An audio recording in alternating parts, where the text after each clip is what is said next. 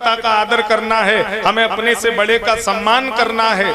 कपड़ा गंदा हो तो बताइए पहले साबुन लगेगा कि नील पहले लगेगी? बोलो। गंदे कपड़े पर साबुन की जरूरत है, नील पहले लगा दोगे तो धब्बे पड़ जाएंगे।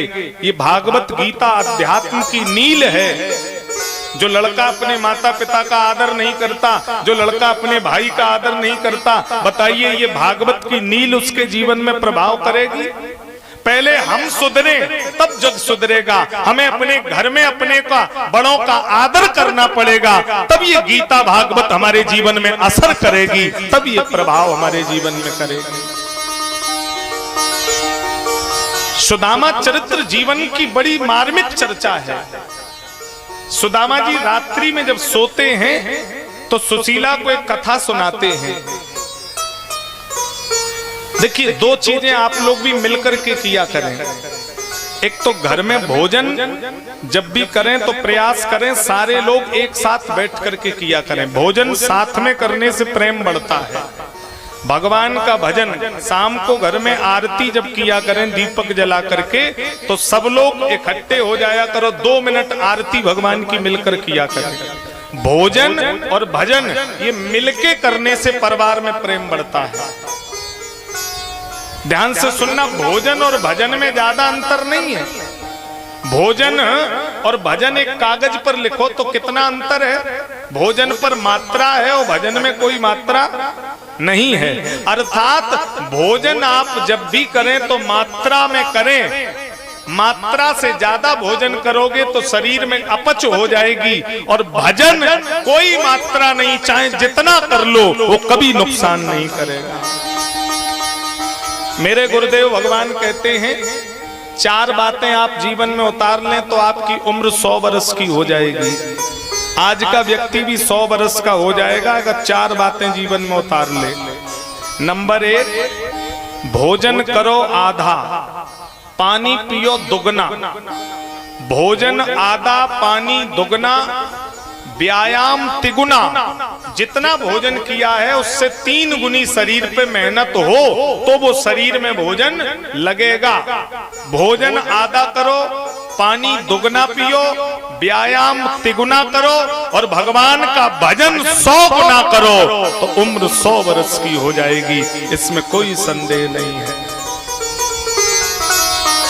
आज सुदामा जी ने कहा, सुशीला, एक गरीब ब्राह्मण भिक्षा मांग करके आ रहा था, पैर में कांटा लग गया, गड्ढे में गिर पड़ा। है कोई बचपन का सखा? रास्ते से द्वारकाधीश जा रहे थे, रथ से कूद पड़े, उस ब्राह्मण को अपने गोद में लिटा लिया, पैर का कांटा निकाला। अरे भैया, तुम्हारे पैर में कांटा कैसे चुभ गया? दारुक ने कहा, गोविंद आप यहाँ कैसे आ गए? भगवान बोले, दारुक किसने मुझे बुलाया? दारुक बोले, आगे मैं बैठा था, कान में मेरे आवाज नहीं आई। भगवान बोले, दारुक अगर दीनों की आवाजें सबको सुनाई देंगी तो मुझे दीन बंधु कौन कहेगा? ये दीनों की आवाजें सिर्फ मुझे सुनाई देती हैं। दारुक द्वारकाधीश अपने घर चले गए, वो ब्राह्मण अपने घर चला गया। सुशीला, अब सो जाओ। सुशीला ने कहा, नहीं स्वामी जी, अब आगे बताओ उस ब्राह्मण का क्या हुआ? अरे सुशीला, उसके बाद तो तू सब जानती है, उस ब्राह्मण का क्या हुआ?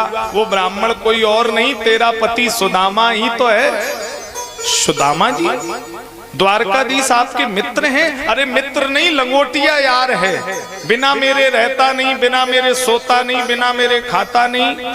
सुशीला ने हाथ जोड़ लिए, द्वार द्वार दौरत, द्वार का पति को द्वार तज, जगत में तमाशो बनो, कुकुर भयो फिरत। प्रभु क्यों द्वार द्वार दौड़ रहे हो? एक बार द्वारकापति के द्वार चले जाओ तो द्वार द्वार नहीं दौड़ना पड़ेगा। सुदामा ने कहा, मित्र के घर, गुरु के घर कभी खाली हाथ नहीं जाना चाहिए। सुशीला 4 मुट्ठी चावल लेकर आई, 1 मुट्ठी टूटे चावल, 1 मुट्ठी चिकटे चावल, 1 मुट्ठी लंबे चावल, 1 मुट्ठी मोटे चावल। विचार करना, क्या सुशीला 4 मुट्ठी साबुत चावल नहीं ला सकती थी? किसी के घर में काम कर लेती तब भी 4 मुट्ठी साबुत चावल मिल जाते। पर सुशीला जानती है कि सुदामा परम विरक्त हैं, ये भगवान के सामने जाकर के भी कुछ मांगने वाले नहीं है। जब वो मेरी दी हुई भेंट देखेंगे कि इसके घर में 4 मुट्ठी चावल भी साबुत नहीं है, तो अपने मन से ही गोविंद मेरे लिए कुछ देकर जरूर भेजेंगे। ये सुशीला का भाव है। 4 मुट्ठी चावल भेज दी। यो चित्वा चतुरो न मुष्टीन विप्रान पृथक तंडुला लेकर के चल दिए। चलते चलते पैर में छाले पड़ गए, छाले फूट जाते हैं। रस्ते भर रो रो कर पूछा, मुझसे पैर के छालों ने बस्ती कितनी दूर बसा ली, दिल में बसने बालों ने। एक वृक्ष के नीचे सो गए। योग माया के द्वारा भगवान ने द्वारकापुरी में बुला लिया। आंखें खोली तो ऊंची ऊंची अट्टालकाएं। द्वारपाल से कहा, भैया ये द्वारका नगरी है? बोले हाँ। अरे ये वही कनुआ की द्वारका है? अरे बोले कनुआ नहीं, वो ब्रजेंद्र नंदन राधिका बिहारी बंसी रमण द्वारकाधीश महाराज। अरे हाँ वही कनुआ, वही कनुआ। बचपन का मित्र चाहे जितना बड़ा आदमी हो जाए, जब वो अपने बचपन के मित्रों में जाता है तो बचपन के मित्र पुराने नाम से ही उसे संबोधित कर देते हैं, वहां बड़प्पन नहीं चलता है। सुदामा जी बोले वही कनुआ, वही। मेरा संदेशा पहुंचा दो। द्वारपाल गया है संदेशा लेकर के। द्वार